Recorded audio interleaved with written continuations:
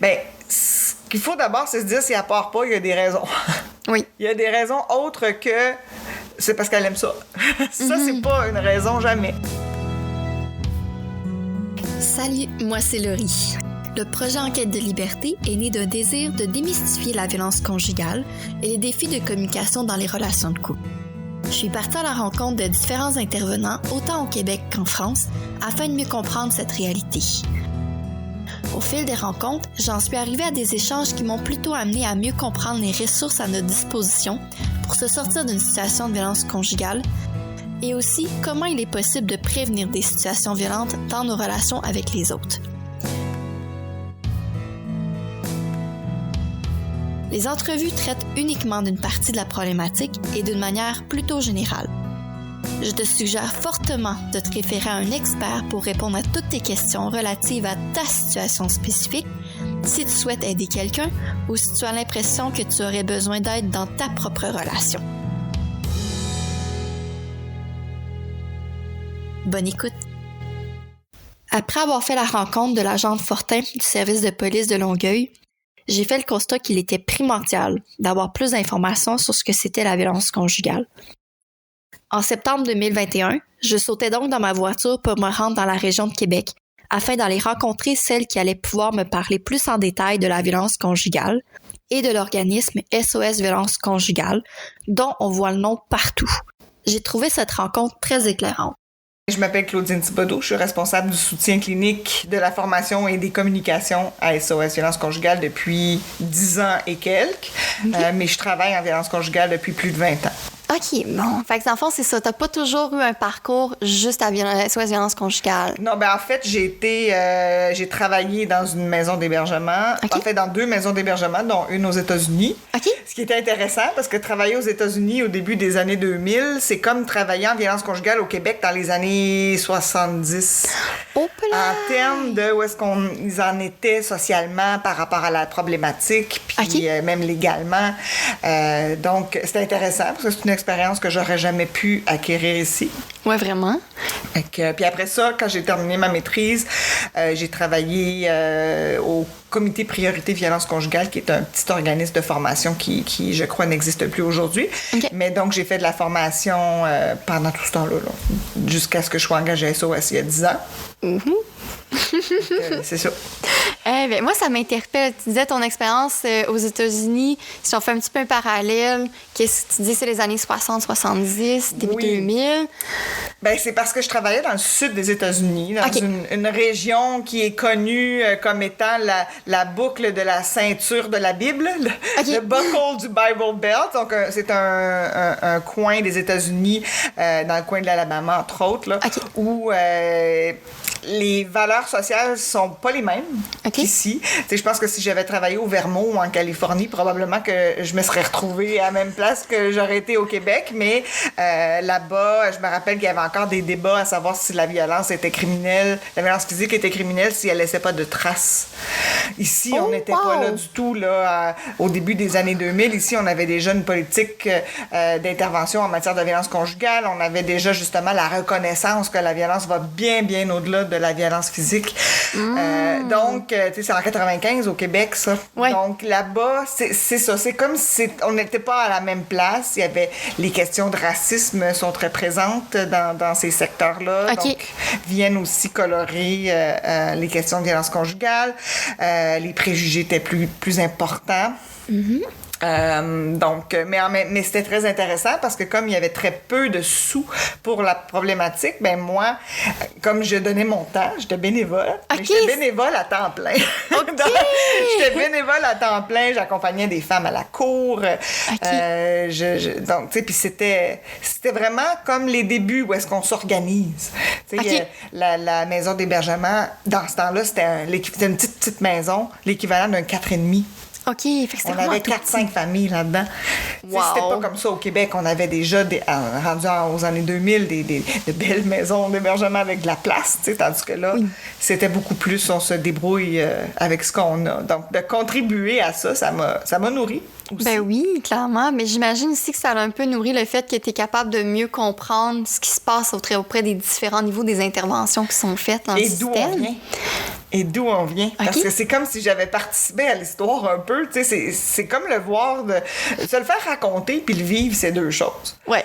Que la lutte, justement, pour faire reconnaître les violences non physiques. Moi, quand je suis arrivée au travail, quand j'ai commencé à travailler, c'était au début des années 2000, ben, c'était déjà fait au Québec. Oui, ben oui. Là, en grande partie. Bon, il en reste encore beaucoup, mais n'empêche qu'il y en avait une partie qui était faite, tandis que là-bas, j'ai pu participer puis aux réflexions puis aux actions qui ici avaient eu lieu dans les années 70. Mais il devait être content de t'avoir à l'époque, justement, parce que tu avais comme une certaine expérience qui était différente de ce qui était vécu aux États-Unis. Oui, mais c'était donnant-donnant parce que moi, j'étais très jeune à ce moment-là. Je sortais de l'université, j'avais de l'expérience, oui, différente, mais peu d'expérience de travail comme telle.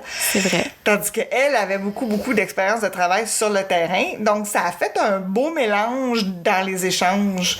Puis je pense qu'on s'était beaucoup retrouvés. Fait que c'était vraiment le fun. J'ai fait ça quelques années. Donc, OK. Quand même, fait que t'étais quand même quelques années à aller chercher, à aller faire tes classes ailleurs, puis après ça, t'as ramené tout ce que t'as connu, tout ton bagage, t'as ramené ça au Québec. Exactement. Un peu le côté communautaire, comme en anglais, ils ont une expression qui s'appelle grassroots, là. Okay. Un peu ce côté-là qui, ici, était peut-être un peu moins présent à ce moment-là. Comme les racines, un peu, du communautaire. Oui, c'est ça, là, où est-ce qu'on part avec pas grand-chose, puis que la plupart du monde est bénévole. Donc, c'est un petit peu différent comme implication. Puis, pour moi, je constate que ça a été une très grande chance pour moi là, de participer à ça. Clairement. Puis, en tant que tel, justement, tu as un peu abordé la question de savoir qu'est-ce qui se passe en ce moment avec les organismes. Comment ça se passe au Québec, là, en tant que tel? Bien, on vient de traverser, avec la pandémie, un tsunami comme on n'avait pas eu l'occasion de traverser en lien avec la violence conjugale depuis un certain temps. La violence conjugale, il y en a toujours beaucoup. Hein. Ça, il faut partir de là. C'est pas comme si tout d'un coup, il y avait beaucoup de violence conjugale puis qu'avant, il n'y en avait pas. Il y en a toujours eu beaucoup. Mais ce qui est arrivé cette année, c'est que dans les familles où il y avait de la violence conjugale, où il y avait du contrôle, où il y avait une dynamique de pouvoir, la pandémie a comme amplifié les opportunités de l'agresseur d'exercer du pouvoir. Donc, il a pu gagner du pouvoir.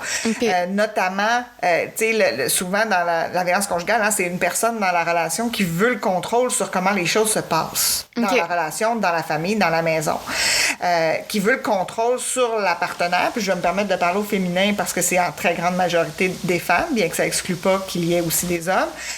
Donc, un partenaire qui va se permettre de contrôler comment les choses se passent, de contrôler les choix aussi de l'autre. Donc, prendre du pouvoir sur sa vie. La pandémie, on a eu, à cause de la pandémie, des libertés un peu restreintes pendant un certain temps. On devait rester chez nous, on devait travailler de chez nous, il y avait de la crainte en lien avec la contagion. Donc, il y a eu toutes sortes de facteurs qui ont restreint nos libertés, mais ça a joué en faveur des agresseurs parce qu'ils ont récupéré ça. Et ils se sont servis de ça. Donc, on a eu beaucoup de victimes qui, tu sais, d'avance, ils se retrouvaient à la maison 100% du temps avec l'agresseur. Déjà, ça, c'est une très grande difficulté dans leur vie parce qu'avant, elles avaient des espaces pour se retrouver, se ressourcer, se refaire un peu. Pour souffler un peu. Pour souffler, pour trouver du soutien aussi. Même si elles ne parlaient pas nécessairement de ce qui se passait, le fait d'avoir des contacts avec des collègues qui sont gentils, qui ont un regard positif, ça fait une grande différence dans la vie de quelqu'un qui vit de la violence conjugale. Des amis aussi, puis une communauté aussi autour. T'sais. Tout à fait. Même s'il y a souvent déjà de l'isolement causé par la violence conjugale, mais le travail, souvent, c'est une place où, ben là, elle n'a pas le choix d'y aller pour faire de l'argent. Donc, dans certaines situations, c'est là où il reste le plus de liens significatifs qui ne sont qu'à elle. OK, ouais. Tandis que souvent, il y en a, oui, des amis autour, mais c'est des amis du couple ou des amis de lui. Fait que là, c'est moins propice à avoir du soutien comme tel. Mais, donc, le milieu de travail est très important pour les victimes de violence conjugale quand elles y ont accès. Avec la pandémie, le travail à la maison, même, par exemple, une victime de violence conjugale qui peut-être ne travaillait pas ou peut-être travaillait à la maison, mais là, lui, il est venu travailler à la maison aussi. Donc, elles aussi se sont retrouvées à perdre quelque chose, perdre des espaces de liberté, justement, dans leur vie. Et on se doutait qu'il y aurait une escalade de violence parce que la violence conjugale, ça suit une courbe ascendante, ça monte avec le temps. Il y a de plus en plus de comportements violents, ils sont de plus en plus intenses. Et souvent, il y a comme des sauts. La violence peut augmenter tout à coup liée à certains événements de la vie, comme l'arrivée d'un enfant, l'achat d'une maison, tout ce qui favorise le lien dans le couple. Mais la pandémie, ça a fait ça. Ça a favorisé, ça l'a un peu emprisonné les couples à la maison et ça a favorisé une escalade. Donc, pour beaucoup de femmes, la pandémie, ça a fait en sorte que la violence est devenue plus fréquente, plus grave, allant même jusqu'à des formes de séquestration. Tu sors pas. Là tu es interdit de sortir. C'est le gouvernement qui te dit, mais ils ont raison, tu n'as pas le droit de sortir parce que tu vas nous ramener la COVID. Fait qu'on va tout faire livrer, plus personne sort, par exemple. Ouais, ça peut devenir un facteur qui fait augmenter le stress que j'imagine, la tension dans le climat à l'intérieur de la maison. Oui, puis être enfermée. C'est ça qui arrive, c'est que il y a des femmes qui nous appelaient qui disent « J'ai même pas le droit d'aller prendre une marche. » Alors qu'on avait le droit d'aller prendre une marche. OK, c'est à ce point-là, vraiment. Oui, c'est ça. Et nous, on se doutait, on craignait pendant la pandémie, parce qu'on avait beaucoup de gens qui nous appelaient. On a eu beaucoup plus de monde qui sont venus à notre rencontre pour demander de l'aide, poser des questions, demander du soutien. Mais ils étaient moins nombreuses à vouloir quitter la relation. Puis on comprend. Dans le contexte de pandémie, c'était pas tellement le moment où tu te dis « je vais repartir à zéro ». Oui, c'est ça. Donc, il y a beaucoup de femmes qui ont choisi, et avec raison, de remettre à plus tard cette réflexion-là. Pendant ce temps-là, la violence augmentait. Elles étaient prises dans ce contexte-là. Et on craignait beaucoup le printemps. On craignait beaucoup le déconfinement. On craignait même la venue du déconfinement. Parce qu'on savait que le déconfinement, ça allait redonner du pouvoir aux victimes. Mais les agresseurs, ils n'allaient pas accepter ça. Donc, pour maintenir le pouvoir qu'ils avaient gagné, il y avait de fortes chances qu'il y ait encore une escalade. Pour le maintenir, le pouvoir qui avait été gagné. Fait que là, elle sortait plus, elle allait plus voir ses amis, on faisait tout livrer. Mais là, tout d'un coup, elle aurait le droit. Donc, pour qu'elle ne le fasse pas, ça se peut qu'il ait augmenté ses tactiques violentes, donc ses moyens. Et donc, les menaces sont peut-être devenues plus grandes. Il y a peut-être eu de la violence physique, il y a peut-être eu des menaces envers les enfants, il y a peut-être eu des menaces de suicide, toutes sortes de comportements qui vont viser à l'empêcher de sortir. Donc, on craignait une deuxième escalade. Et on craignait une troisième escalade aussi parce qu'on se disait, là, il y a plusieurs femmes qui vont avoir remis à plus tard le moment de dire « je suis plus capable, j'ai besoin de trouver une façon de me défaire de cette situation-là. Et donc, qui allaient penser à la rupture. Mais le moment de la rupture, c'est le moment le plus dangereux dans des situations de violence conjugale. Et là, on se retrouve avec des personnes qui évoquent une rupture à un moment où...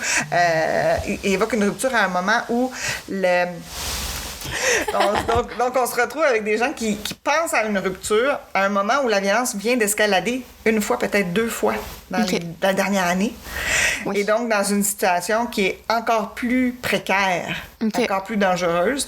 Puis, on craignait qu'il y ait une vague de féminicide. C'est ça qui est arrivé. Fait qu'on on était absolument... Il n'y a pas vraiment de mots pour qualifier comment on se sent face à ça.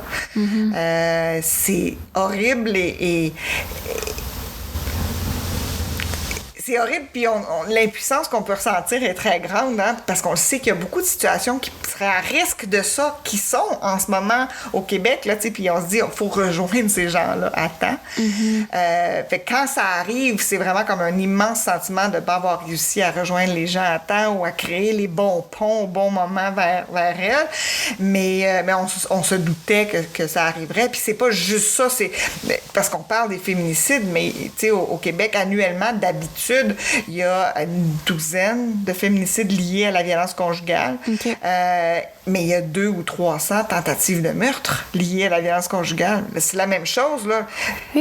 Les féminicides ont augmenté. Ça, c'est ceux qui ont malheureusement réussi, mais les tentatives aussi, la violence risque d'être plus dangereuse en ce moment pour les victimes de la violence conjugale. Donc, on travaille vraiment fort pour les rejoindre, pour ouvrir des portes, pour défricher des chemins, pour faire en sorte que ce soit de plus en plus possible et faisable et de venir vers nous pour avoir du soutien.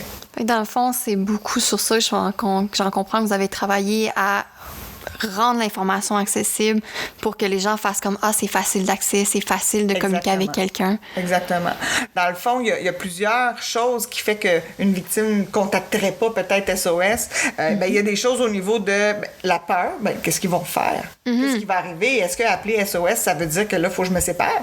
Oui. Fait qu'on travaille très fort à informer la population que, non, appeler à SOS, ça veut juste dire qu'il va y avoir quelqu'un à mon bord. Genre quelqu'un avec qui je vais pouvoir parler de ce qui se passe. Puis l'intervention qu'on pratique à SOS, c'est tout le temps de soutenir la personne dans ce qu'elle veut. Okay. Et on est très conscient des embûches. Tu sais, on travaille de concert avec toutes les maisons d'hébergement à travers le Québec. On travaille toutes avec la même approche. Et donc, quand une personne nous contacte et qu'on la met en lien avec une des maisons, l'intervention, que ce soit chez nous ou dans une maison, c'est d'aller voir avec la femme qu'est-ce qu'elle souhaite, comment elle voit où est la meilleure sécurité à court terme, à moyen terme, à long terme, comment on peut y arriver. Okay. Qu'est-ce qu'elle souhaite dans cette relation-là, qu'est-ce qu'elle souhaite par rapport à la suite de sa vie, parce que c'est sa vie. Dans le fond, on fait le contraire de ce qu'un partenaire violent fait. Okay. Partenaire violent, il travaille fort pour lui enlever ses choix. Okay. Nous, on travaille fort pour lui redonner. Wow! C'est un gros travail. Puis j'imagine qu'au travers de ça, tu parlais tout à l'heure, justement, vous l'aviez vu venir avec le déconfinement.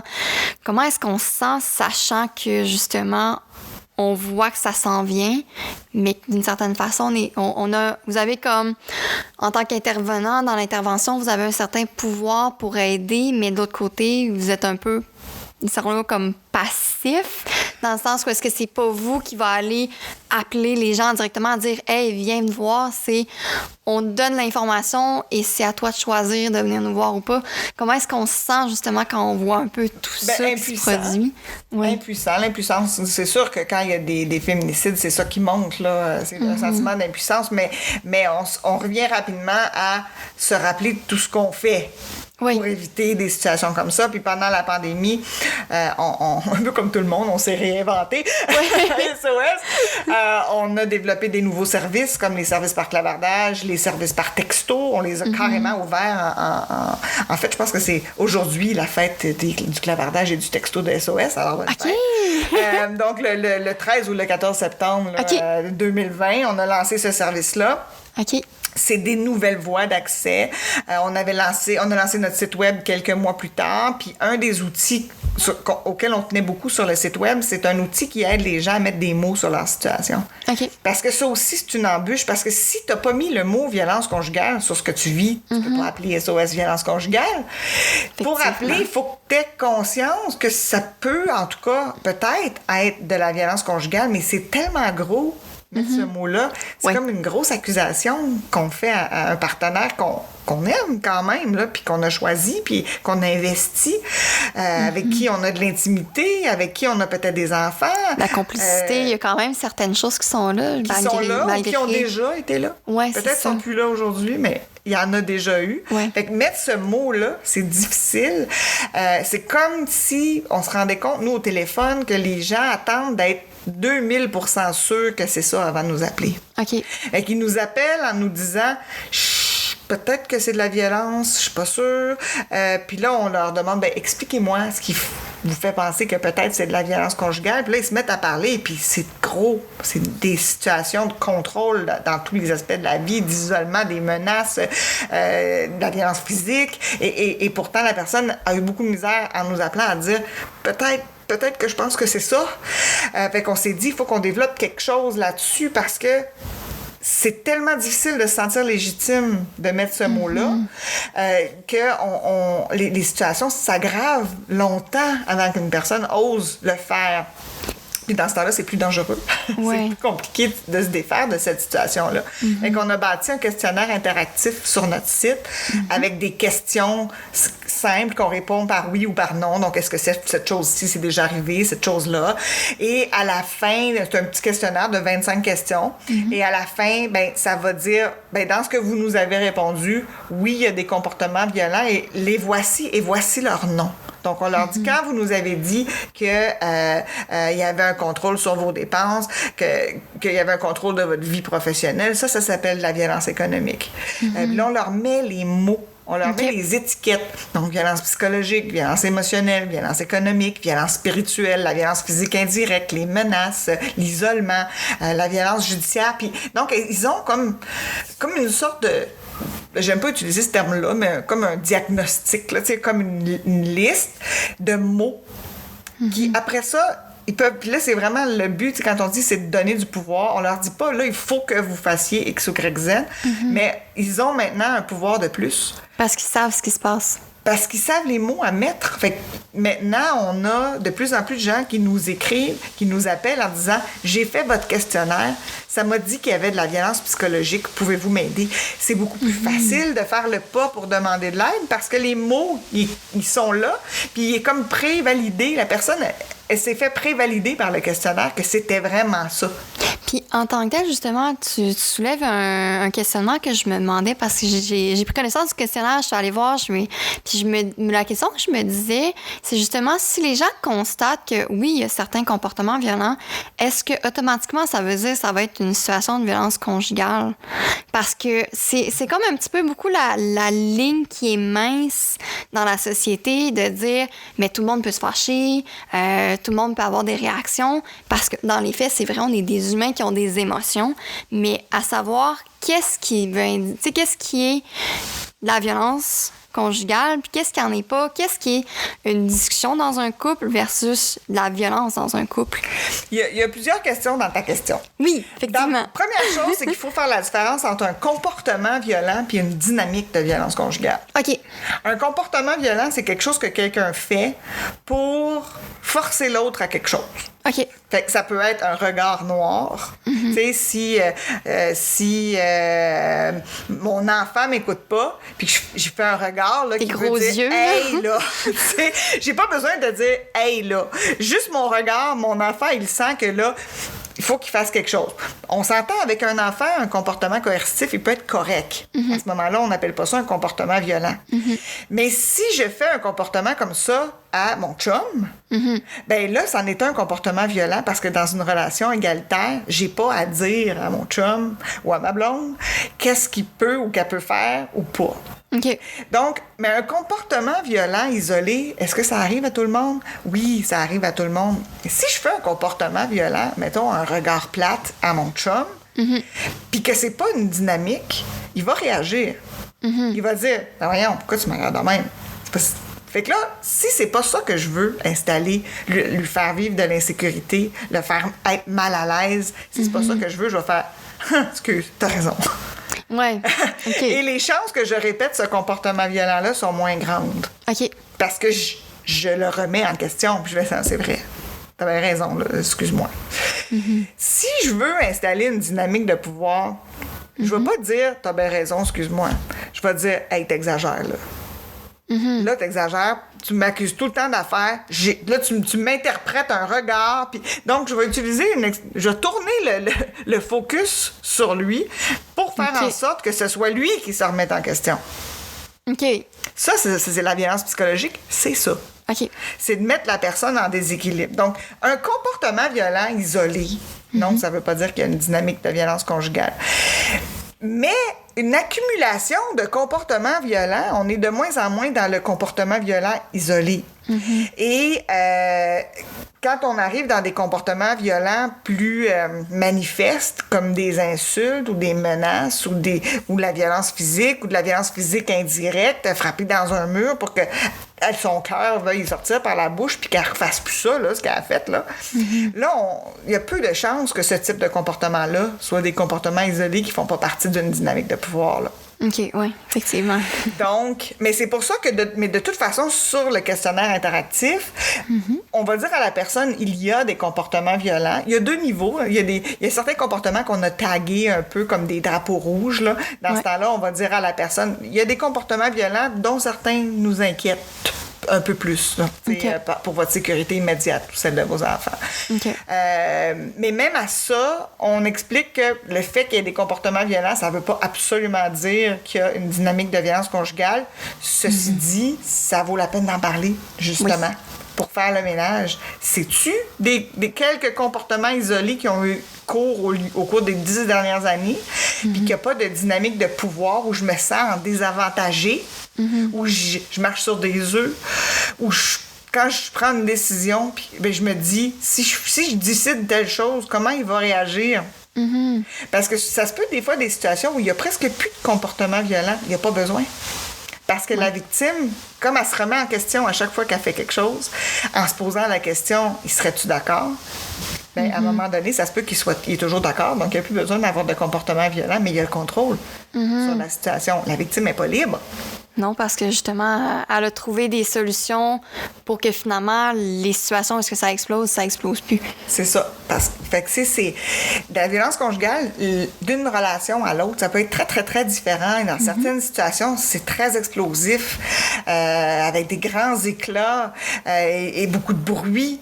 Mais dans d'autres situations, ça se fait à mots couverts, entre quatre yeux, en silence, presque.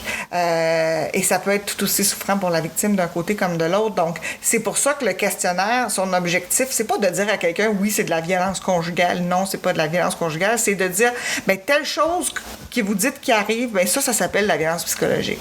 Maintenant, est-ce que vous aimeriez en parler avec quelqu'un? Puis, on donne accès à nos services, entre autres, tout de suite par clavardage et texto. Et ça fait en ça aussi, c'est plus facile.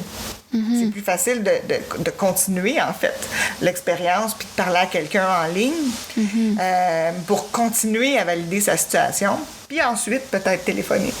Puis j'imagine que le fait que ça peut être fait justement en allant sur le site avec l'accessibilité par écrit, tu peux lire quand tu es tout seul, ou de pouvoir le faire par écrit, ça simplifie.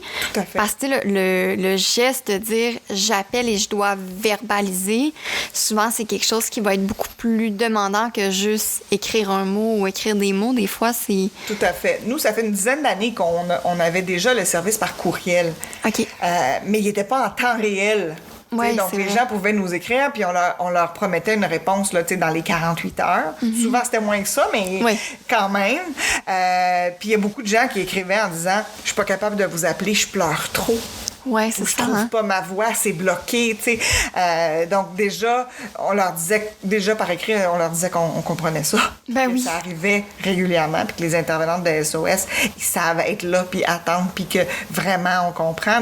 Déjà, ça peut faciliter le chemin, mais effectivement, commencer par écrit. Tu sais, la voix, là, c'est très intime, hein? Partager sa voix avec quelqu'un, puis dire les mots. C'est pas pareil que de cocher oui ou non dans le questionnaire, là. Oui, c'est ça. Parce que tu coches, tu dis, OK, finalement, c'est ça. Tu le fais sans nécessairement réfléchir autant que là, je dois parler, je dois choisir mes mots, je dois être clair dans ce que je dis. Ouais. Donc, c'est comme un gros stress. Je veux pas exagérer beaucoup. Les victimes ont beaucoup peur d'exagérer. Fait qu'avec le questionnaire, c'est oui, non. Puis, d'une certaine façon, nous, ce qu'on a créé, c'est la marche était haute. Okay. Entre plusieurs victimes puis le téléphone, là, la marche était trop haute. Donc vous avez créé un pont entre les deux. On a créé des marches. D'autres marches. Pour que ça soit plus facile à faire. Okay. C'est un peu ça notre travail à SOS. Nous, notre rôle, c'est d'être le lien entre toutes les personnes qui ont besoin d'aide en lien avec une situation de violence conjugale puis toutes les ressources au Québec qui peuvent y répondre. Mais notre rôle, c'est beaucoup de faciliter justement le lien vers la porte. OK. Puis en tant que tel, parce que de ce que je voyais aussi avec les publicités, avec le site web, c'est beaucoup tourné pour que les personnes potentielles d'être victimes ou les personnes victimes soient capables de se reconnaître. Mais en tant que tel, est-ce que vous recevez quand même beaucoup d'appels ou de personnes que c'est les agresseurs qui disent « j'ai besoin d'aide, qu'est-ce que je peux faire ». Comment est-ce que ça se passe de ce côté-là? Okay. Ça nous arrive, mais c'est rare. OK. Je vous dirais, il y a eu une campagne dernièrement gouvernementale. C'était notre numéro au bout, bien sûr, parce qu'on est la ligne centrale, mais la campagne provenait du gouvernement et était ciblée principalement vers les agresseurs. OK, oui, exactement. Il y a eu un effet, mais on est passé de peut-être 5 par mois à peut-être 20 par mois. OK. Fait que sur un volume de... l'année dernière, on a eu presque 41 000 dans l'année. Fait que c'est pas beaucoup. C'est marginal, mais de toute façon, nous, à SOS, on répond à tout le monde. Que ce soit quelqu'un qui s'inquiète pour ses propres comportements, que ce soit quelqu'un qui s'inquiète pour les comportements d'un proche, que ce soit quelqu'un qui s'inquiète pour une proche qui est victime, des intervenants aussi, parce que les intervenantes en violence conjugale au Québec, bon, il y a à peu près 150 maisons et organismes spécialisés en violence conjugale, si on inclut les maisons de deuxième étape, de première étape et quelques organismes à l'extérieur. Il y a les centres de femmes qui sont très outillés pour travailler en violence conjugale. Les CALACS, évidemment, par extension, travaillent aussi avec des victimes de violence conjugale parce que la violence sexuelle fait fréquemment partie du portrait de la violence conjugale. Donc, si on prend tous ces organismes-là ensemble, ça représente quoi? À peu près 200 organismes, peut-être 225 organismes au Québec. Okay. Il y a beaucoup d'autres organismes qui ne sont pas spécialisés en violence conjugale, mais où il y a plein de victimes de violence conjugale aussi. Okay. Et ces intervenants-là vont aussi consulter SOS pour savoir qu'est-ce que je fais, où je m'oriente, parce que là, moi, je travaille, par exemple, au niveau du comportement des enfants. C'est ça mon rôle, je suis éducatrice. Mais là, je vois que la violence conjugale affecte les enfants. Mais là, toutes mes interventions habituelles auprès de la famille, ça marche pas parce que le père embarque pas. Qu'est-ce que je fais? Comment je fais? T'sais, donc, ces personnes-là, la violence conjugale, ça désarme tout le monde, là. Oui, c'est ça. Ça désarme. Puis même nous, même nous qui travaillons en violence conjugale à tous les jours, on est fréquemment désarmés par la violence conjugale. C'est juste qu'on est habitué à être désarmés. Puis on a une équipe autour pour nous aider. Puis, mais des intervenants qui la rencontrent moins souvent, c'est difficile, là. Dans le travail, fait qu'on est aussi là pour eux. C'est pour ça d'ailleurs que sur le site web, il y a une section entière qui est dédiée aux intervenants. Il y a une section entière qui est dédiée aux proches aussi. Oui, c'est ça, parce que souvent, je sais pas exactement c'est quoi la proportion, mais justement, quand c'est des proches qui font comme je m'inquiète pour quelqu'un autour de moi, à quel point est-ce qu'il y en a quand même? Il y en a beaucoup. Il y en a beaucoup. Ouais. Oui. Là, j'ai pas les statistiques exactes. Ceci dit, je pourrais aller voir, je pourrais ouvrir mon bottin puis aller voir, mais je vous dirais que ça doit tourner autour de 10% des appels peut-être qu'on reçoit ou des demandes. C'est quand même significatif, là. Oui. Puis des proches qui s'inquiètent avec la vague de féminicide, il y en a eu plus. Pendant la pandémie, il y en a eu plus. Parce que là, il y avait moins accès pour s'assurer que quelqu'un va bien. Tu sais, des collègues, entre autres, qui disaient, je sais que ça se passe dans sa vie, mais j'ai un œil sur elle à tous les jours, là, je l'ai plus. Oui, parce que ça peut être des fois, justement, les proches, les collègues, les gens que les victimes vont côtoyer, ils vont pas nécessairement avoir une action super concrète à dire, hey, ça va-tu? Y a-tu quelque chose qui se passe chez toi? Mais ils vont garder un œil. Être là. Être là, c'est tout ça. Hein? Être là. Nous, ce qu'on dit aux proches, c'est que le plus important, c'est de rester là. Okay. De demeurer le plus proche possible. Ça, des fois, ça veut dire de jouer un peu la comédie au conjoint violent. Okay. Parce que si on est revendicateur pour la sécurité de notre ami, par exemple, il va nous écarter. Oui, effectivement. Donc, il faut rester là, le plus proche possible, et faire ce que la personne veut et a besoin qu'on fasse. Les proches ont un apport extrêmement important pour les victimes de violences conjugales, ne serait-ce qu'au niveau du soutien émotionnel, que de tout l'aspect de l'aide concrète qu'une victime va avoir besoin dans la reconstruction de sa vie ou même pendant la relation. Tu sais, des fois, de garder un enfant pour que, au moment, justement, où une victime doit parler à son partenaire, l'enfant, au moins, il n'est pas là. Oui, donc ça limite les dommages collatéraux. Tout à fait. Donc, tout ce qu'on peut faire comme aide concrète, aider à remplir des formulaires, faire des commissions, garder, donner notre expertise si on est avocate ou si on est, tu sais, si on connaît quelque chose, là, partager l'information. Parce que l'information, quand on a besoin de reprendre du pouvoir sur sa vie, une des choses qui nous aide à le faire, c'est d'avoir de l'information. Ben, comme dans n'importe quelle situation, celle-là, c'est juste parce que c'est un contexte. La violence conjugale, c'est encore plus complexe que, par exemple, quelqu'un qui voudrait faire un retour aux études. Parce que ça implique beaucoup de personnes, ça implique souvent des situations très délicates où est-ce que la sécurité, elle est constamment remise en jeu. Là. Tout à fait. Puis ça implique aussi, tu sais, quand on pense, tu sais, malheureusement... peut-être que c'est moins pire. J'ai l'impression, moi, dans la dernière année, qu'il y a eu un changement social au Québec. OK. Ça fait 20 ans que je l'attends. Ça fait 20 ans qu'on l'attend, qu'on attend de voir un petit peu une ouverture dans la population de dire « Hey, je comprends ». Puis, oh mon Dieu, j'ai de l'empathie, tu sais, pour les victimes, pour les enfants. Puis là, je comprends à quel point c'est compliqué. La pandémie a contribué à ça.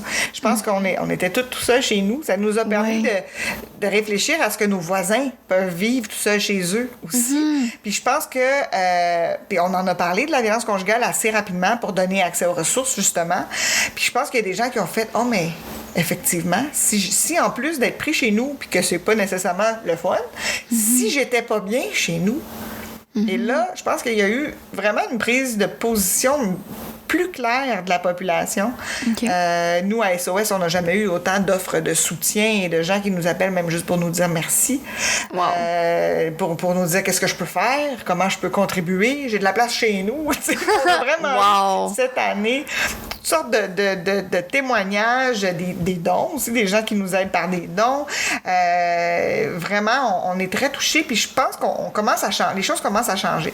Mais tout ça pour dire qu'une des questions que je me suis beaucoup fait poser, et toutes les intervenantes en violence conjugale, on se l'a fait toutes poser, c'est, mais là, pourquoi qu'elle part pas? Oui, ça, c'est comme la grosse question. C'est la grosse question. Bien, ce qu'il faut d'abord, c'est se dire, si elle part pas, il y a des raisons.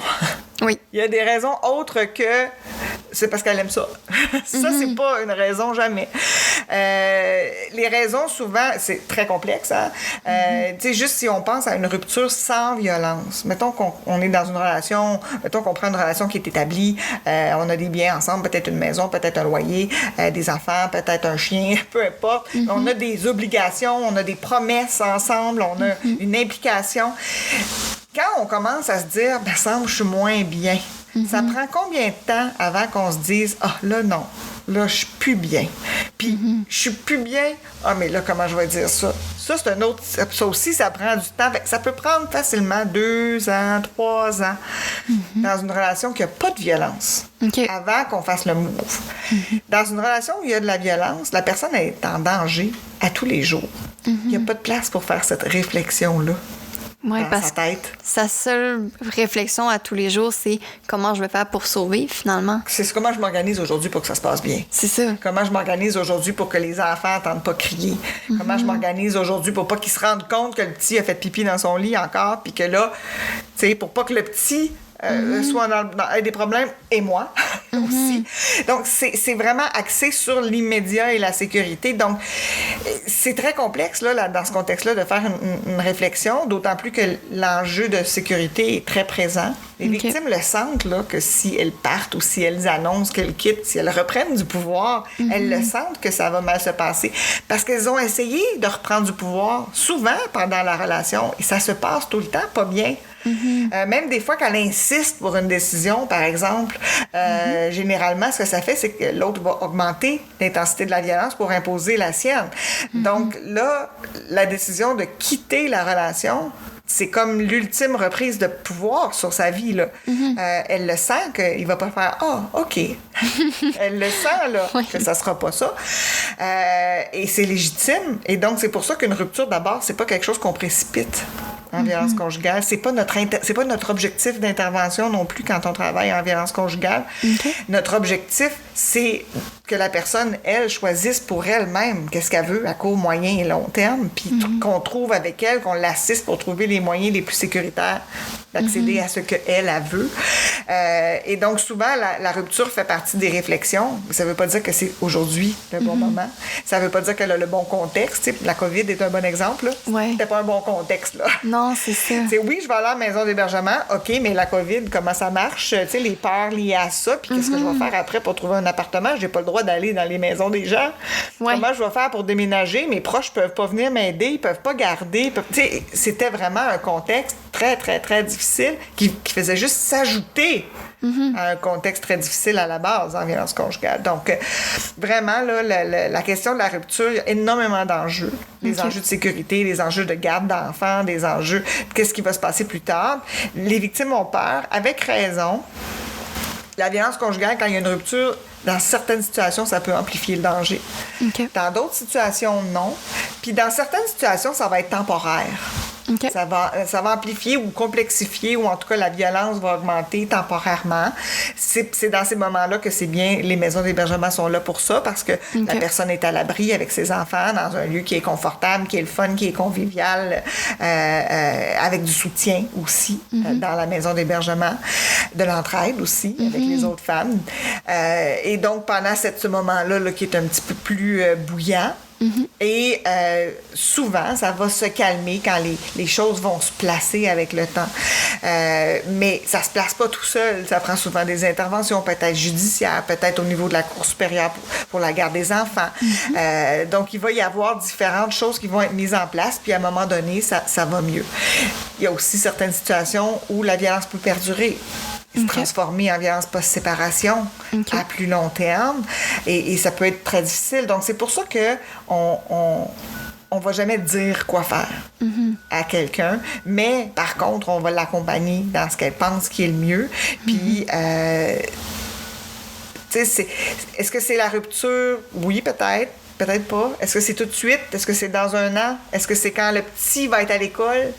Est-ce que c'est... Tu sais, il y a toutes sortes d'enjeux liés à la rupture. Puis en tant que tel, du côté des proches, parce que les proches veulent pas, bon, ils font partie, ils sont là, ils vont soutenir. Est-ce qu'il peut y avoir des répercussions négatives, le fait que les proches soient là ou qu'ils soient pas là pendant que la victime est en train de soit se reconstruire ou en train de passer au travers les différentes étapes? Est-ce qu'on sait un peu qu'est-ce qui se passe du côté des proches? Bien, les proches sont très, très importants. Ils peuvent offrir du soutien émotionnel, ils peuvent offrir du soutien technique, ils peuvent offrir de l'aide pour des déplacements, pour du gardiennage, pour des fois un petit prêt d'argent. Tu sais, on a vu pendant la pandémie que les victimes avaient moins ou plus du tout accès à l'aide concrète de leurs proches. Puis là, tout d'un coup, il y avait des besoins énormes auxquels le réseau peut pas répondre. Tu sais, au niveau, par exemple, des déplacements vers une autre maison, vers une maison, s'ils n'ont pas d'auto, s'ils ont... Donc, tu sais, ça devient... Les proches, c'est très important. C'est sûr que, est-ce que les proches, est-ce que leur intervention est toujours positive? Ben non. Tu sais, puis ceci dit, tu sais, puis il faut faire attention parce qu'on veut pas juger les proches parce qu'ils font de leur mieux. Puis quand on a quelqu'un qu'on aime qui vit de la violence conjugale, c'est un peu paniquant. Parce que comme proche, tu le vois, l'enjeu de danger, puis tu te dis, mais je peux pas rien faire. Faut que je fasse quelque chose. Puis il y a vraiment un sentiment d'urgence d'agir souvent pour les proches, qui, quand ils nous contactent, nous, on va les informer aussi du fait que c'est normal de ressentir ça comme ça. Mais que pour la victime, ce qui est important, c'est qu'il soit là pour elle et qu'il lui redonne du pouvoir sur sa vie. Ça veut dire de lui donner les choix, lui laisser les choix, pas mettre de pression sur ses choix. Fait que ça, on travaille avec eux à leur expliquer pourquoi. Puis quand ils comprennent pourquoi, ça va bien, tu sais. Mais souvent, c'est que les proches sont happés par un raz-de-marée émotionnel au départ de dire « Oh mon Dieu, mais comme je peux pas laisser ma sœur là-dedans. Ça se peut pas. Je m'en vais chercher. » Ça, on le voit souvent, cette réaction-là, puis on la comprend. Ben oui. On l'aurait, nous aussi.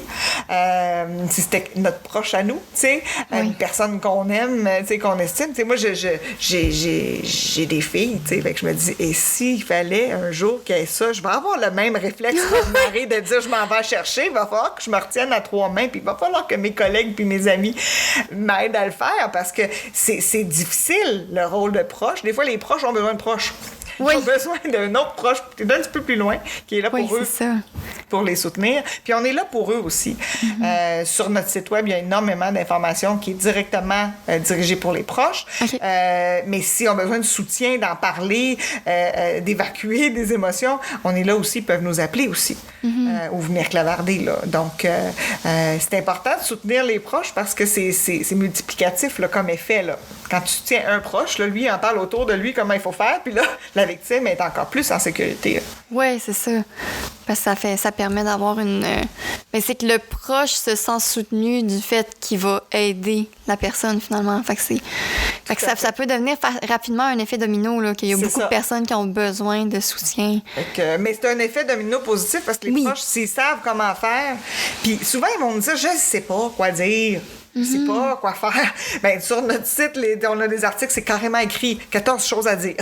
Donc, voici le synopsis de base. Juste pour que, parce que souvent les proches, ils vont avoir des bons réflexes aussi, mais ils sont pas sûrs que c'est les bons. Ouais. Puis ils vont en avoir des mauvais, puis ils sont pas sûrs s'ils sont mauvais. Donc, au moins, en ayant les lignes de base, des lignes directrices, ça leur permet de se situer, puis de comprendre aussi pourquoi une chose, c'est bon, pourquoi une autre chose, une autre intervention, par exemple, de dire, il faut que tu t'en ailles.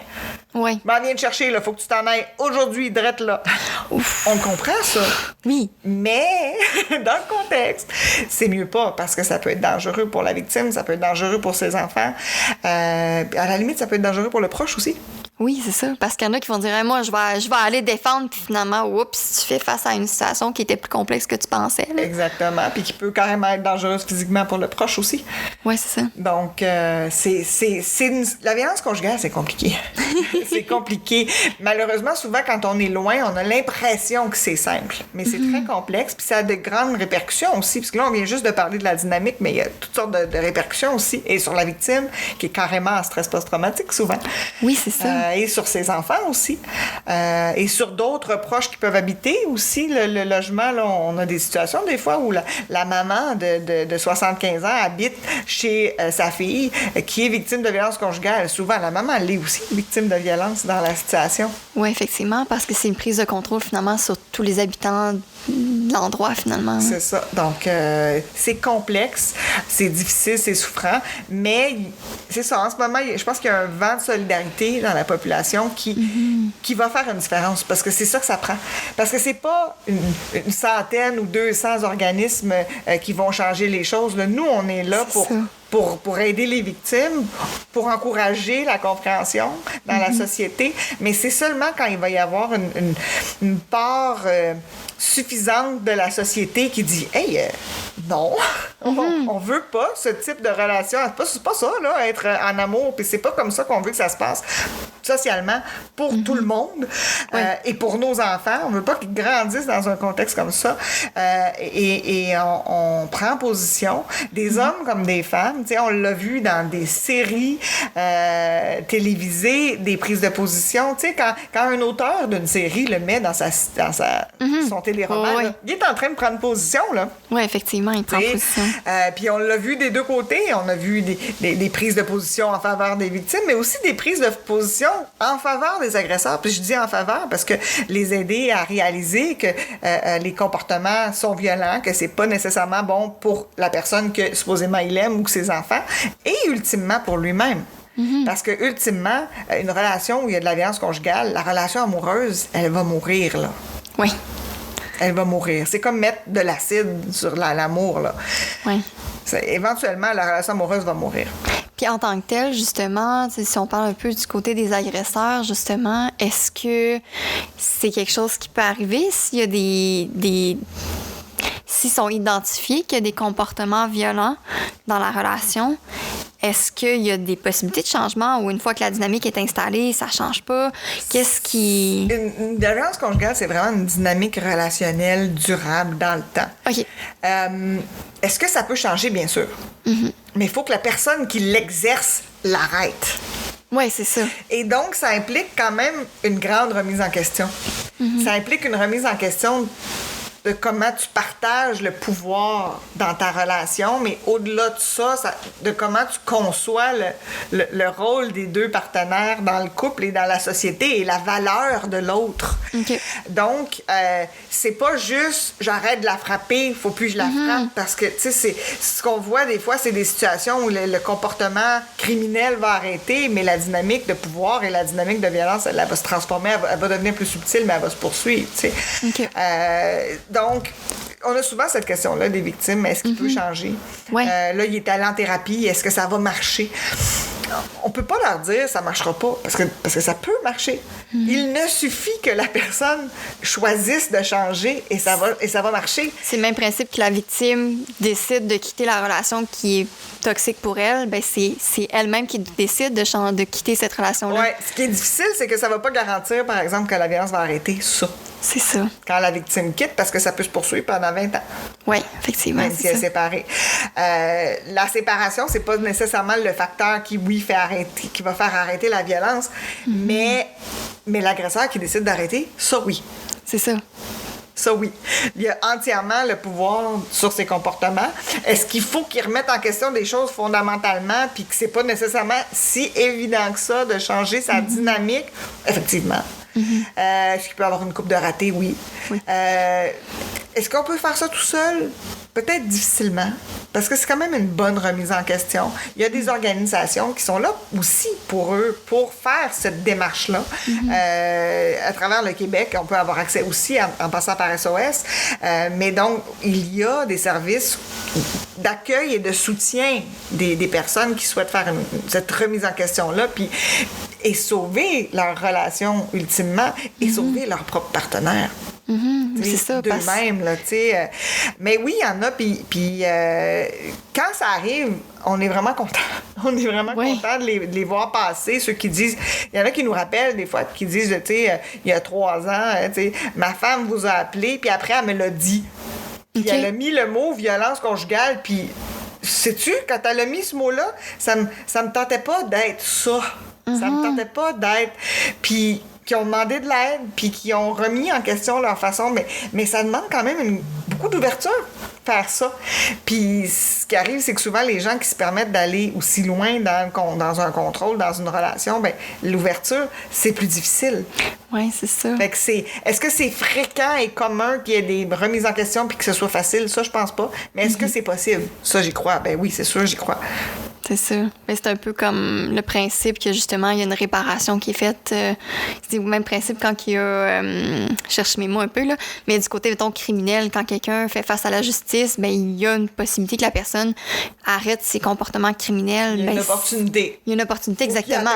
Exactement, c'est ça. C'est que là, c'est de dire, regarde, t'as une porte qui t'est ouverte pour faire un changement par rapport à ça. Une chose, par exemple, c'est que souvent, les agresseurs vont remettre la responsabilité sur la victime. OK. Oui, j'ai fait ça, mais toi, t'as fait telle affaire, puis tu m'as poussé à ça, fait qu'arrête de faire telle affaire, puis tout va aller mieux. T'sais, ou oui, j'ai un problème, c'est vrai, j'ai haussé le ton, mais toi, blablabla. T'sais, donc, ça, c'est pas un bon signe. C'est pas du changement, ça. Ça ressemble plus à de la manipulation, remettre la responsabilité sur la victime, ça fait partie du cycle de la violence. Il y a presque tout le temps une certaine reconnaissance. C'est pas nécessairement parce que quelqu'un dit « Oui, t'as raison, j'aurais pas dû crier » ou « Oui, t'as raison, j'aurais pas dû dire ça », qui remet vraiment en question son comportement. Dans le fond, la façon de savoir si c'est une réelle remise en question, c'est dans le temps. Okay. Est-ce que ça va être répété? Est-ce que ça va être réutilisé, ces comportements-là? Ou la personne réellement a décidé de ne plus utiliser ces comportements-là? Puis c'est jamais la responsabilité de la victime d'aider le partenaire violent à arrêter d'être violent. Chose que souvent, il va y avoir plusieurs victimes qui ont tendance à le faire, j'imagine. Ben, le partenaire violent leur demande de le faire. OK. Fait que c'est pas qu'elles ont tendance à le faire. Okay. C'est que le partenaire violent leur demande de le faire, donc il leur remet la responsabilité. Donc s'il le refait, c'est parce qu'elle n'a pas réussi. OK. Fait que dans le fond, c'est carrément une déresponsabilisation que l'agresseur va faire. Exactement. Puis ce qu'on voit, c'est que puis quand on reçoit cette question-là de la part de quelqu'un qui est victime de violence conjugale, c'est déchirant un peu, hein, parce que t'as pas le goût de dire non, je pense pas que, tu sais, puis là, on essaie d'évaluer avec elle, est-ce que c'est une vraie remise en question, est-ce que c'est le cycle qui tourne, puis que là, pour la garder, justement, il n'y a pas le choix de faire quelques concessions, ou en tout cas d'avoir l'air d'en faire. Nous, dans ce temps-là, on encourage la victime à l'observer. À observer comment ça se passe dans les prochaines semaines, les prochains mois, à voir si elle a l'impression que pas juste pour cette situation-là bien précise, mais pour que plus largement dans le couple, il y a une amélioration. Puis c'est pour ça qu'on dit pas quoi faire puis comment le faire, parce que si c'était ça, les gens ne nous appelleraient pas. Il y a trop d'enjeux, c'est trop gros. Les gens nous appelleraient pas. Fait que nous, on a choisi de vraiment travailler à à redonner du pouvoir. Puis redonner du pouvoir, ça veut dire aussi de donner une information qui est réaliste. Des fois, qui est pas le fun. Oui. Mais c'est sûr que... mais on va jamais dire, c'est sûr qu'il va rester violent. Parce qu'on sait pas. Parce que s'il veut vraiment changer, il va changer. Mais tu sais, ça demande quelque chose, ça demande quand même une profonde remise en question de soi-même. Est-ce qu'on est capable, les humains, de faire ça? Ben oui. Oui. Fait que c'est pour ça que j'y crois. On est capable de le faire, il suffit que l'humain prenne l'opportunité de le faire. Oui, mais on perd. Hein? Quelqu'un qui dit, ben OK, je rends du pouvoir dans ma relation, il faut qu'il accepte d'en avoir moins. Oui, c'est là ça. souvent où ça marche pas bien. Souvent... je sais pas comment expliquer ça simplement. Je vais te l'expliquer. Tu me diras si ça... C'est bon. Souvent, les agresseurs se perçoivent pas nécessairement comme un agresseur. OK. Parce que si ce qui se disait, c'est que ce que je fais, c'est de la violence conjugale, il ferait probablement pas si ces mots-là étaient mis dessus. C'est pour ça qu'on travaille vraiment fort à SOS pour mettre les mots violence sur ce qui est violent. Oui. Puis que socialement, on soit clair, au clair avec ça. Souvent, les personnes qui utilisent des comportements violents pour imposer leur volonté, à quelque part, ils pensent qu'ils ont raison. OK. À quelque part, ils pensent qu'ils ont le droit. Tu sais, par exemple, on va prendre un exemple d'actualité, les vaccins. Mettons que j'ai un chum. Puis que mon chum, je le trouve niaiseux d'avoir accepté le vaccin. Ou de vouloir le vaccin. Ouais. Moi, je le veux pas. Bien, dans un couple où il n'y a pas de violence conjugale, d'abord, je le trouve pas niaiseux. Je trouve que, on n'a pas la même opinion. Ça se peut que je trouve ça plate. T'sais, ça se peut que ça me fasse vivre des émotions. D'un côté comme de l'autre, hein? Ça se peut que ça me fasse vivre des émotions. Puis, ça se peut que j'exprime mon opinion. Exprimer son opinion respectueusement, c'est correct. As-tu déjà pensé que... X, Y, Z. Mais si l'autre me dit « Oui, j'ai pensé à X, Y, Z, mais je pense quand même A, B, C. » Et donc, moi, je fais ce choix pour moi, c'est ça que je vais faire. Puis, est-ce qu'il y a des conséquences? Est-ce que j'aurai pas le passeport vaccinal? Ben non, je l'aurai pas. C'est vrai, il y a une conséquence, mais je vais l'assumer. Tu sais, moi, c'est mon choix, c'est mon choix. Mais si l'autre décide de mettre de la pression pour le faire changer d'idée, c'est là que ça devient de la violence. Donc, c'est bien niaiseux. C'est niaiseux ton affaire. Là, tu sais, ça, là, on est dans le dénigrement. Ouais. On est dans le jugement. On peut être dans les menaces. Tu fais pas ça, je m'en vais. Si tu te fais pas vacciner, je sac mon camp. Je peux pas mettre ça en ligne parce que j'ai sacré. Mais... si j'essaie d'imposer à l'autre personne quelque chose en utilisant des comportements de toutes sortes, que ce soit des menaces, des insultes, des mensonges, une attitude terrible à son endroit, le traitement du silence, le dénigrement auprès des proches, peu importe ce que je fais, c'est ça les comportements violents. Je suis en train d'essayer d'obliger l'autre à faire ce que moi je pense qu'il devrait faire. C'est quand même un défi parce que même dans les familles, les parents face aux enfants, les enfants, c'est aussi des comportements qui sont là. Mais tout à fait, puis c'est pour ça que la violence, faut la remettre en question. C'est sûr que nous, on travaille sur la violence conjugale à SOS. On parle de violence conjugale, mais on croit dans le couple. Mais on croit que ce qu'on fait, ça a des implications beaucoup plus larges. Ça a des implications entre amis, dans les familles, entre les collègues, parce que de la violence, c'est de la violence. C'est ça. Donc, et c'est ça. Donc, souvent, quand un partenaire violent impose quelque chose à l'autre, parce qu'il pense qu'il a raison. Puis, on est dans une société qui, pendant longtemps, a donné cette responsabilité-là, ce droit et cette responsabilité-là aux hommes d'avoir raison dans leur famille. OK. Oui, parce que c'était eux qui étaient les chefs de famille. C'est qui ça. prenaient les décisions. Puis qui avaient on leur donnait, socialement, ce droit et cette responsabilité-là. Et c'est ça qui est encore un peu là. C'est ça qui est encore un peu là. Puis c'est pour ça qu'il y a une autant grosse différence dans les statistiques en termes de hommes victimes ou femmes victimes. C'est pas parce qu'il y en a un des deux qui est moins fin intrinsèquement, c'est qu'on est dans une société où on émerge de quelque chose qui a longtemps été comme ça. Donc, quand un partenaire essaie d'imposer quelque chose, puis lui, il pense que c'est la bonne chose à faire à quelque part. le problème, c'est que, tu sais, à la limite, ça se peut, là, que moi, mettons, je suis pro-vaccin, mettons. Puis si je sors avec quelqu'un qui est anti-vaccin, ça se peut que ça aille un petit peu chaotiquement parce qu'on est au cœur de quelque chose de bien important. Oui. Mais il faut que je fasse justement doublement attention dans ce contexte-là pour pas utiliser de comportements coercitifs envers l'autre. Même si je trouve ça plate. Même si je trouve ça dur. À la limite, il faut qu'on s'entende de pas s'en parler parce que je respecte ton opinion, parce que je respecte ton droit d'avoir ton opinion, mais cette opinion-là, particulièrement, ça vient me chercher. Oui, c'est ça. On a le droit de se dire ça là, dans un couple, mais c'est pas facile.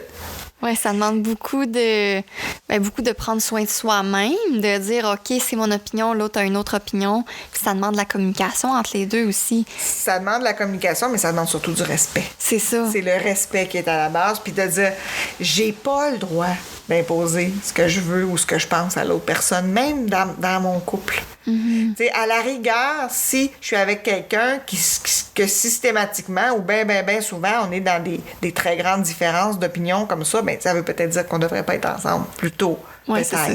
On n'est peut-être pas compatibles, mais je peux pas l'obliger à se mouler, à devenir ce que je voudrais qu'il soit ou qu'elle soit. Non, c'est ça. C'est ça, la violence conjugale. La violence conjugale, c'est comme s'efforcer de mouler l'autre comme on veut qu'il soit, malgré sa volonté. Contre sa volonté. Et c'est malheureusement encore trop fréquent à cause de ces vieilles racines-là de pouvoir dans notre société. Puis des fois, je me rappelle d'avoir échangé avec un partenaire violent qui avait téléphoné à SOS. Il disait pas qu'il était violent, mais...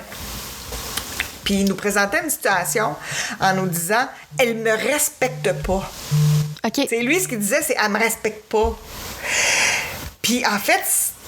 On lui a fait raconter parce que là, des fois, on voulait départager parce que ça se peut. Ça se peut. Mais en racontant sa situation, puis là, je peux pas la donner parce qu'évidemment, SOS. C'est parfait, confidentialité. On est entièrement confidentiel. Puis même si je donne un exemple qui est faux, ça pourrait avoir l'air d'être une vraie histoire. Puis peut-être que ça pourrait mettre quelqu'un mal à l'aise qui n'aurait pas envie de nous appeler. Donc, SOS, confidentiel, anonyme, c'est très important pour nous. C'est au cœur de nos valeurs. Oui. Mais n'empêche que dans la façon dont il présentait les choses, c'était clair que sa blonde voulait une chose qui était légitime. Lui voulait autre chose. C'était légitime qu'il veuille autre chose, mais il se donnait la permission d'utiliser des comportements violents pour l'obliger à faire ce que lui pensait, parce que pour lui, elle ne le respectait pas en faisant pas ce que lui voulait. OK. Fait que c'était vraiment ça, sa perception. Puis c'est là qu'on voyait vraiment noir sur blanc l'influence, justement, du patriarcat, l'influence. Tu sais, cela était vraiment manifeste, là. OK. Puis il était allé très loin, là, dans ses comportements violents pour l'obliger à faire quelque chose. OK. Donc, c'est ça. Je peux pas donner l'exemple, c'est plutôt difficile. Mais c'est parfait, mais je pense que juste ces petits détails-là, justement, ça met quand même très en lumière à quel point, justement, si l'autre personne n'a pas la même idée que toi ou ne fait pas ce que toi tu souhaiterais, c'est pas un manque de respect, c'est simplement chacun son opinion, puis c'est le moment où est-ce que tu obliges l'autre à changer que là, ça devient un comportement violent. C'est exactement ça. Puis quand ça se produit systématiquement, dans une courbe ascendante dans le temps, qu'il y a des tentatives multiples, c'est là qu'on appelle ça une dynamique de violence conjugale. Okay. C'est pour ça que quand on évalue la violence conjugale, on regarde les deux. On regarde, y a-tu des comportements violents, mais y a-tu aussi une dynamique de pouvoir, de domination. Puis on parle beaucoup des couples hétérosexuels depuis tout à l'heure, mais en tant que tel, dans les couples, plus les couples de... Il y en a aussi, évidemment. Les statistiques sont très difficiles à avoir. Puis même les statistiques pour les couples hétérosexuels sont super controversées, fait qu'on n'ira pas là. Oui. Mais d'après ce que j'ai glané ici et là, ce que je comprends, ce qui semble être très indicateur, c'est le sexe de l'agresseur. OK. Donc, il y a presque autant de violence, autant, tu sais, peut-être de violence dans les couples gays hommes. Ceci dit, il y en a aussi dans les couples gays-femmes, puis je pense que ça aussi, c'est lié au patriarcat, même si c'est des couples de même sexe, parce que le patriarcat, il impose un modèle de c'est quoi être en couple. Donc, d'habitude, il dit c'est l'homme qui a le dessus. Mais le modèle, c'est qu'il y a quelqu'un qui a le dessus.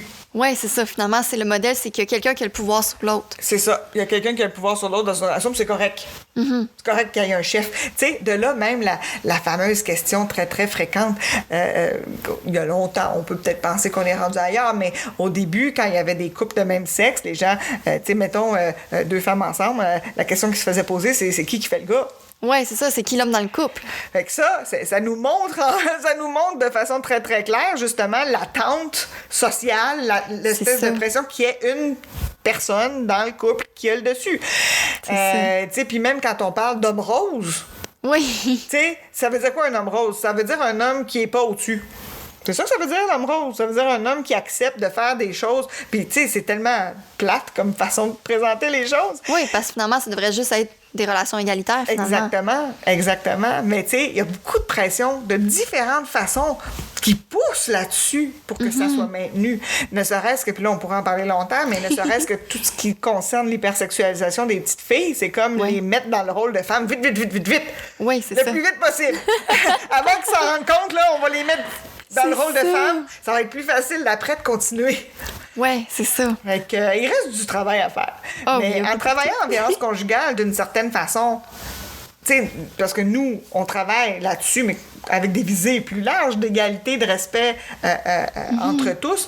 Mais c'est clair que pour nous, la violence conjugale, c'est parce que le couple, c'est comme de façon classique, c'est l'homme et la femme, et c'est là que les normes étaient, parce qu'avant, on pensait pas que ça existait des couples gays et lesbiennes et autres. Donc, c'est là que c'est très, très, très normé. Il y a des fortes normes, puis défaire des normes comme ça, c'est dur, puis ça prend du temps. C'est comme faire bouger une grosse montagne. Ça prend bien du monde qui pousse tout dans le même sens pour faire bouger ça. Mais là, je pense qu'au Québec, on est rendu là. Je pense qu'on est prêt à faire bouger ça, à faire changer les normes à la base qui permettent la violence conjugale. C'est ça, exactement. Tu sais, c'est drôle parce que tu parles justement de la question des... autant de la relation de... On mettait le rôle patriarcal, que c'était l'homme qui avait le pouvoir dans la relation. Puis aujourd'hui, quand tu regardes ça, moi, j'ai déjà entendu des gens qui disaient « Ah, mais là, on est deux caractères forts. C'est deux personnes avec des caractères forts. Ça peut pas fonctionner ensemble. » C'est ça, on l'entend. La même affaire. C'est ça, on entend encore ces discours-là. Puis moi, c'est des gens proches de moi qui ont dit « Ah, deux caractères forts. Ça peut pas marcher. » Ça peut pas marcher. Mais oui, ça peut marcher. C'est simplement, en fait, c'est que c'est pas une dynamique qui est un prend le pouvoir sur l'autre, c'est que les deux expriment leurs opinions, puis les deux font... Justement, il y a comme, je pense, une prise de position d'égalitaire, finalement, dans une relation.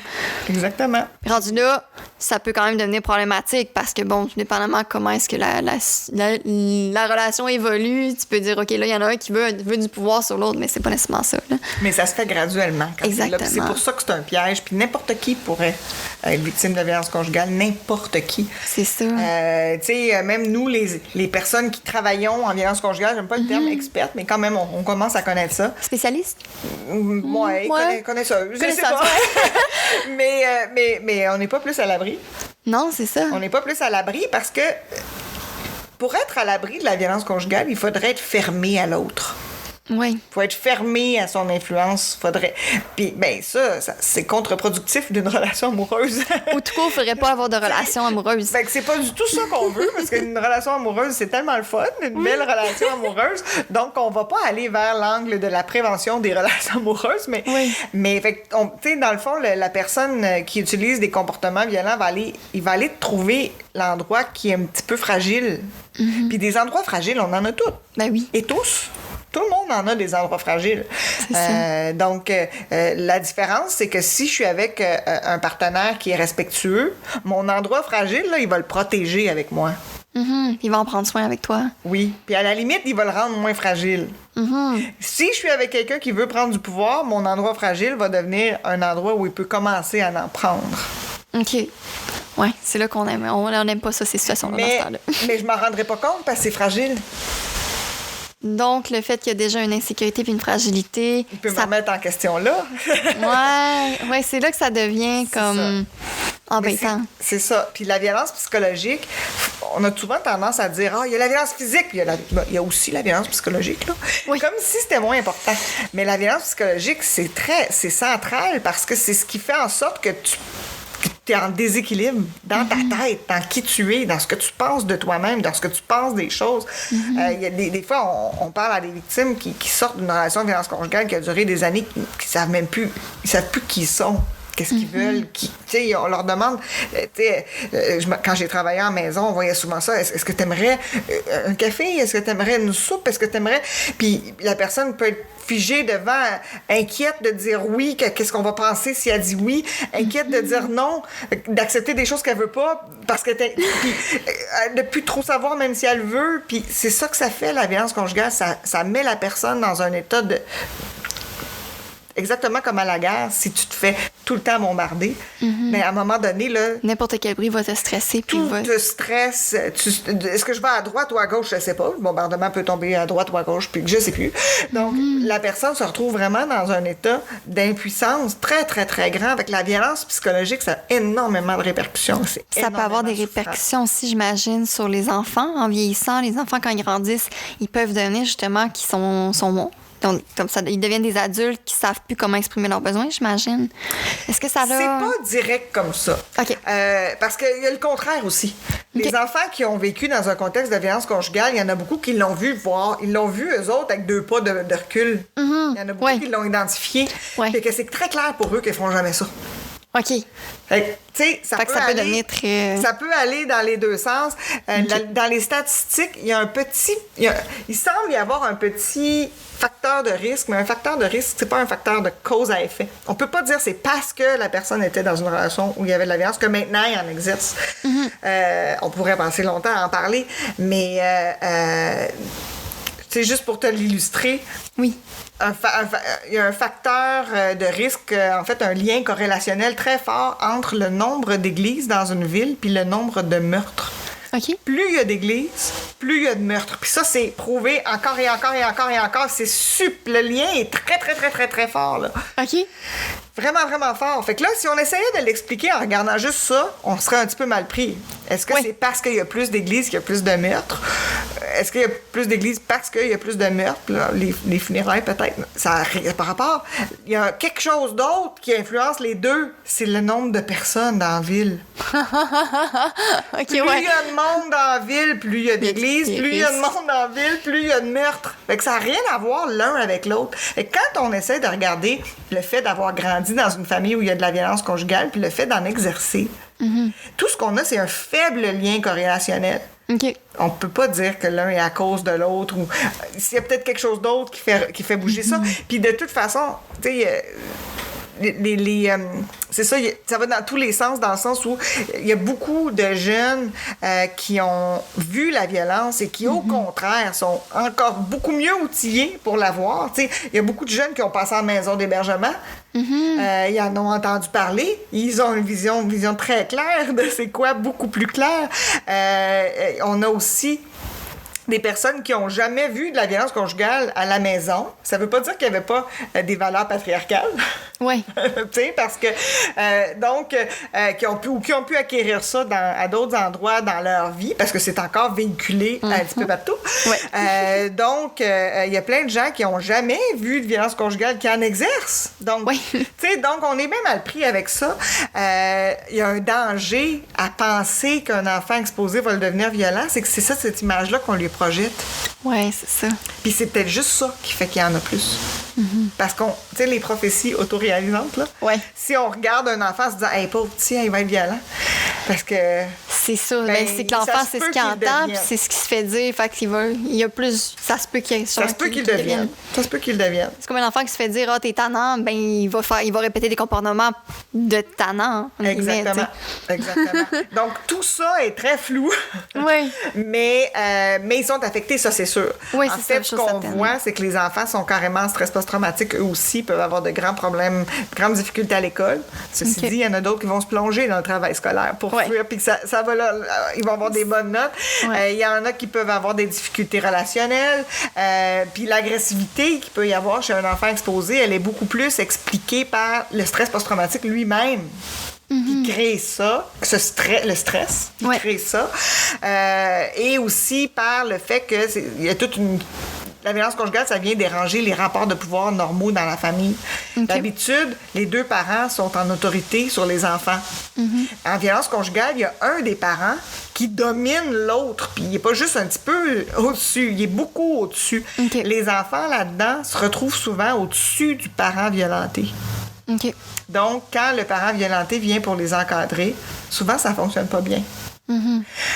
Et donc, là aussi, les enfants peuvent avoir des comportements violents ou en tout cas des comportements agressifs, mais qui sont dus au refus de l'autorité. C'est comme un sauve qui peut. Tu peux pas. C'est comme si tu es dans une cour d'école, puis il y a les enfants populaires, il y a les enfants rejets. Si l'enfant rejet essaie de dire quoi faire à un autre enfant, qu'est-ce qu'il va faire? Ça va mal aller, hein? C'est ça. Ça ressemble à ça.